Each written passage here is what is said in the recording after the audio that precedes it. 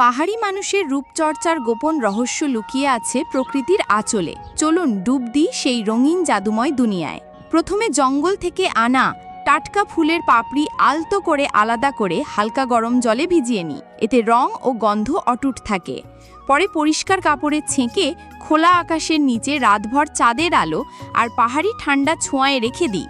তাতে রং হয় আরও গভীর, আরও জাদুময়। এদিকে শুকনো পাতা জ্বালিয়ে তৈরি করি ছাই, যেখান থেকে পাওয়া অ্যালকালাইন ত্বকের জন্য ভীষণ উপকারী। সেটি জল মিশিয়ে ছেঁকে মিশিয়ে দিই ফুলের পাপড়ির সঙ্গে। এরপর পাহাড়ি গন্ধরাজ লেবু পিষে বের করি সুগন্ধি রস। নদীর ঝিনুক ভেঙে মুক্তদানা সংগ্রহ করে ধীরে ধীরে পিষে বানাই মিহি মুক্তার গুঁড়ো।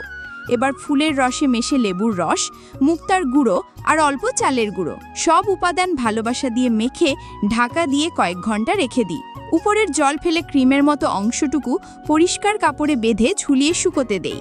আবার অখলিতে পিষে ছেঁকে ভরে রাখি পাহাড়ি চীনামাটির পাত্রে।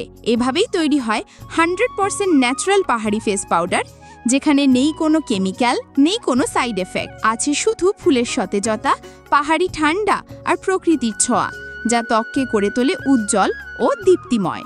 আপনিও যদি পেতে চান এই অমূল্য উপহার, তবে লাইক দিন, কমেন্ট করুন এবং আমাদের পাহাড়ি পরিবারের সঙ্গে যুক্ত থাকুন।